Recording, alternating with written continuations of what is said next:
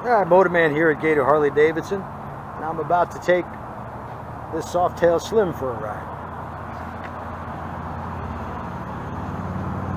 If you're not familiar with this motorcycle, it's in the Softtail line, MSRP $15,999. It's got the 107 motor.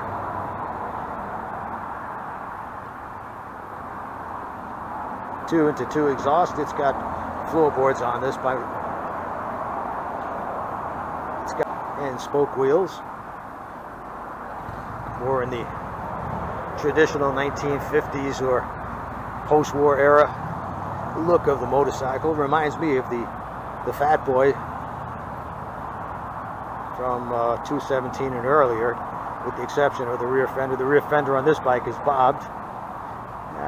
I've mentioned before, I'm not crazy about that. I'd rather have it a full fender in the back. And the cylinders are blacked out. Right here we've got, looks like brushed aluminum that can be polished out to look really just like chrome, but it does take a little bit of work. This bike weighs in at 670 pounds.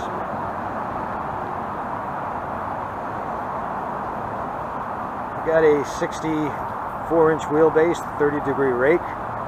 Very similar to the other Softtails, and it is a solo motorcycle. Of course, you can add a rear seat and some passenger pegs,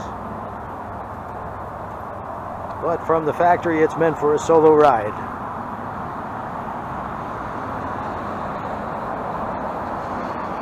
I like the look of it. Very nostalgic looking motorcycle, and of course with the modern mechanicals. I believe ABS is an option on this motorcycle for $15,999. I think that's an additional $785 for ABS. So let's take it for a ride. No more ignition switch on any of the Softtails, as long as the key fob is around. Hit the on button and you're good to go.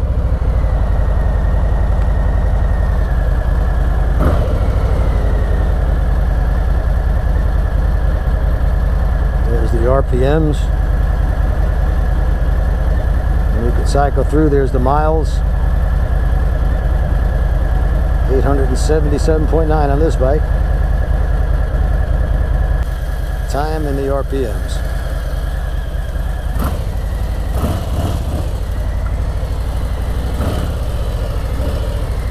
First thing I noticed, the seat is kind of hard.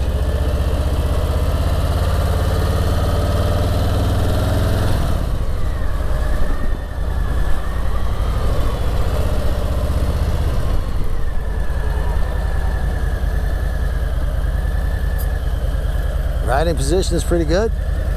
Fairly upright. I like that.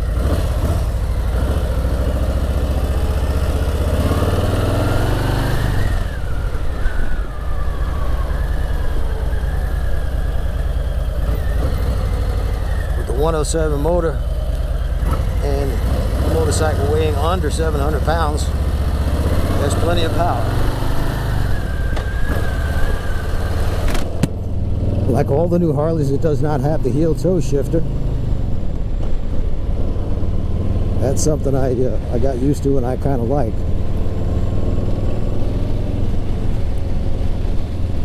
Now, the entire Softtail line, there's several different models, but I can tell you, you never know that they were all based on the same chassis, suspension, etc., because they all have a totally different feel. I have the Lowrider S. Feels completely different from this motorcycle.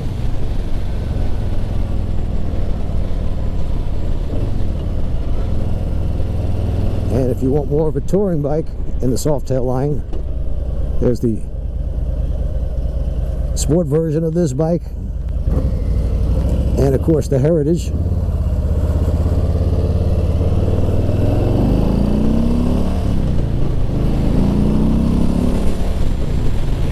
Definitely not wanting for power. That 107 provides plenty of pickup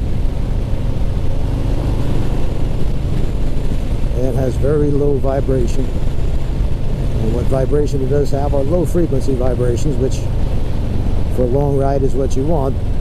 High frequency vibrations tend to numb your hands.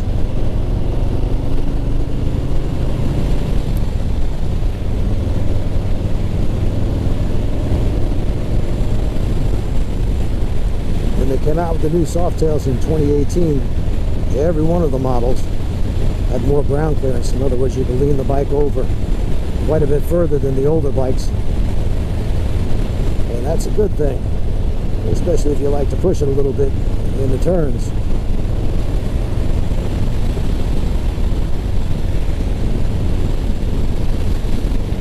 This is definitely a cruiser. That's what it was meant for. It's not meant for excessive speed or cornering or any of those things. It's for a nice Sunday cruise, and it does that just fine.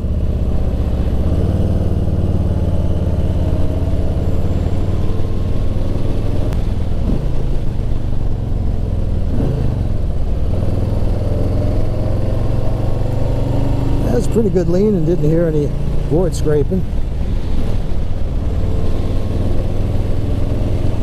I think they say this has got a 29-degree lean angle, 28 or 29 degrees. That's more than enough for the type of riding this bike was designed for. Couldn't say that about the older Softtails with 24 degrees or less.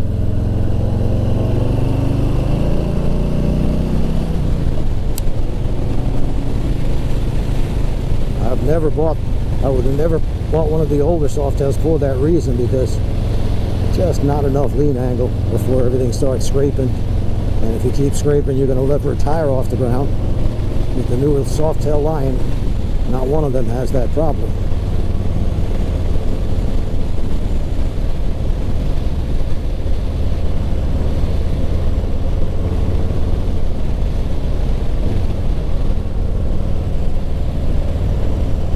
So we've got a good upright riding position. It could be perfect for you depending on your height.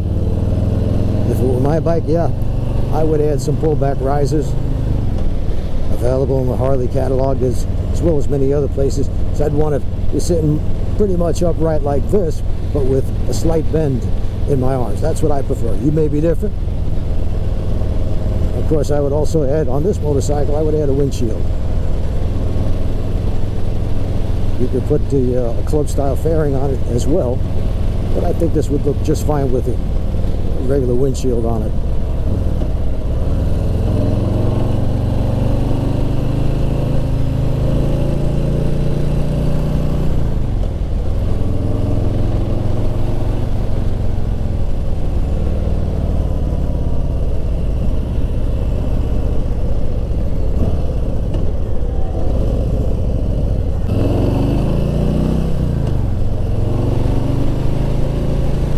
Shifts very nice, as do all the new Softtails and the touring models for that matter.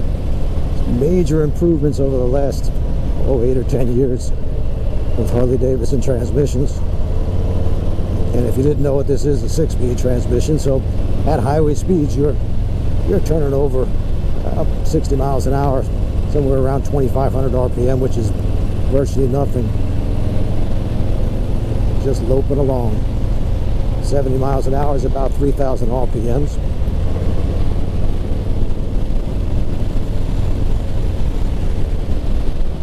This bike has a light feel to it. It doesn't even feel like it weighs 670 pounds.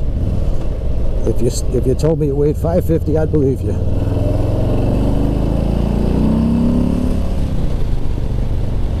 That 107 has got plenty of torque. Let's face it, you can get the 107 in the touring models that weigh 850, 900 pounds. So to move around 670 pounds with this motor ain't nothing.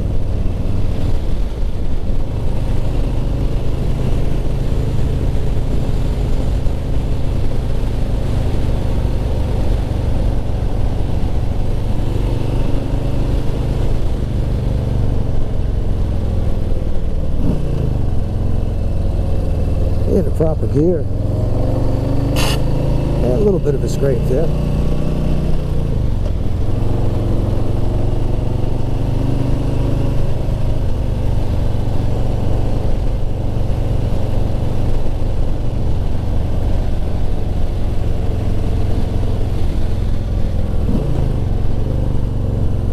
I like to do my braking before the turn and accelerate out of it.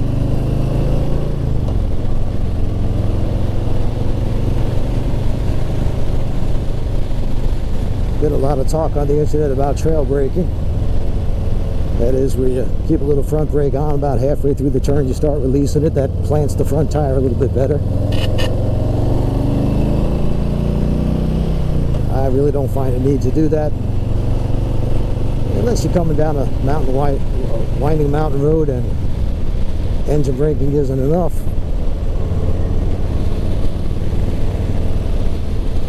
Now I'm in fourth gear at 40 miles an hour. It picks up just fine. A lot of torque. Torque is what you feel, not horsepower. But from what I understand, these 107s are putting out about 74 horsepower and over 100 foot-pounds of torque.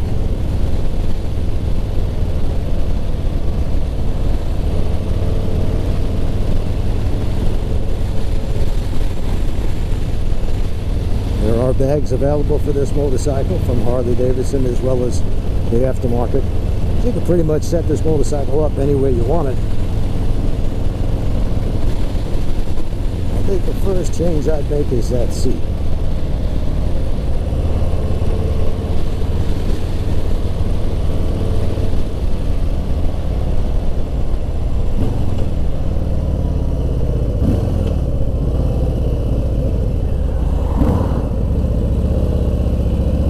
I mean, I'm comfortable now, but I'm going to guess it's good for about an hour. And then you're going to be looking for a little bit of a rest.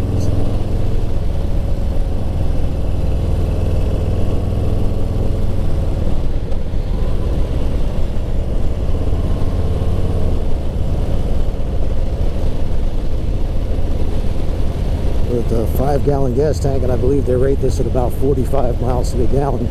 So you got plenty of range. All the more reason why you'd want a better seat.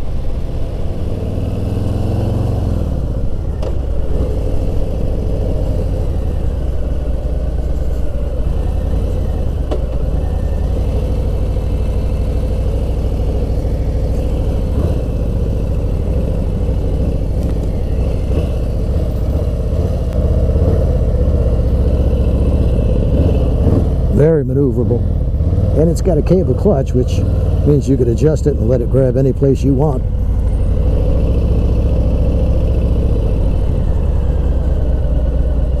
You definitely owe it yourself if you're in the market for a cruiser. Take it out for a ride. I think you'll enjoy it just like I did. By the way, if you like these road tests, I try to do a couple of them a month, 2 or 3.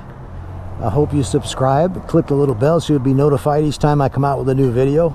I'm doing probably 2 or 3 videos a week. Some of them are just motorcycle tips. Others are all kinds of things that I've learned through the years of riding. So please hit that subscribe button.